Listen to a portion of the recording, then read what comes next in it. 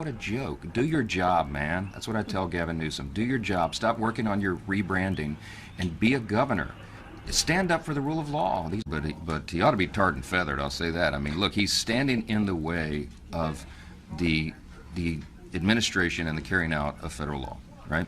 He is applauding the bad guys and standing in the way of the good guys. He is trying to, he's a participant, an accomplice in our federal law enforcement agents being not just disrespected, but assaulted. A civil unrest under 18 U.S.C. 231, we can prosecute federally people who assault state law enforcement officers with a maximum of 5 years in prison and a zero tolerance of violence on the streets, cop cars and the like. Right, that's key, zero tolerance. Do you see an inconsistency when the president criticizes and condemns the violent Los Angeles protesters, but then pardons the violent January 6 protesters? At the end of the day, it's about preventing chaos and preserving law and order. That's what this is. I watch Fox News for two reasons: hypocrisy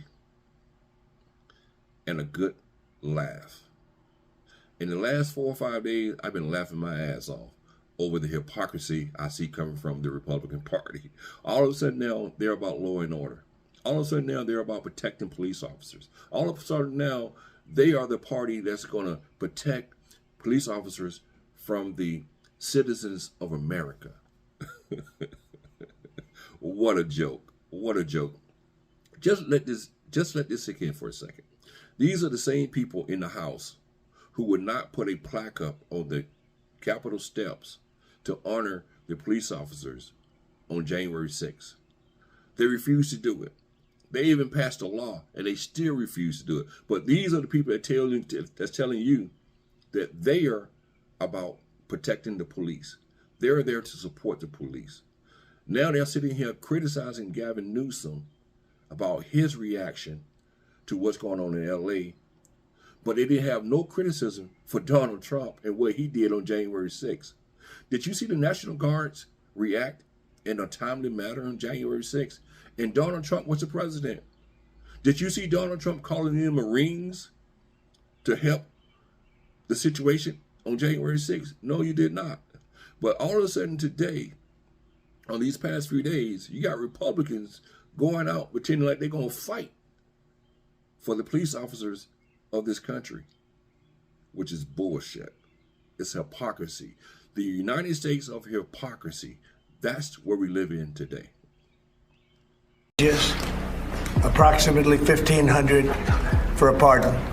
Yes. Full pardon. This pardon that Donald Trump has issued is sweeping. It is 1,500 people. That is every single person charged in any kind of a way tied to January 6th, including those, the more than 500 or so, who are charged with violent offenses. They're victims of what happened. All they were doing is protesting a rigged election. That's what they were doing.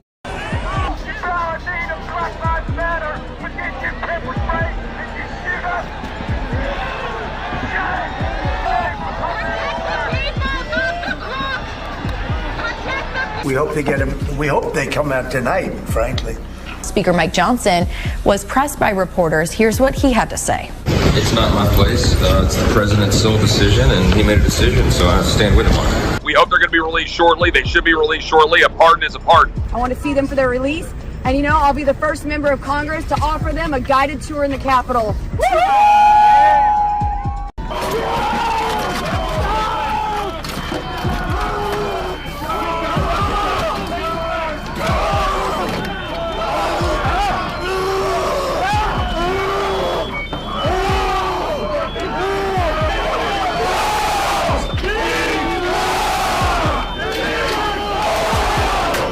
Unbelievable patriots, and they were unbelievable patriots.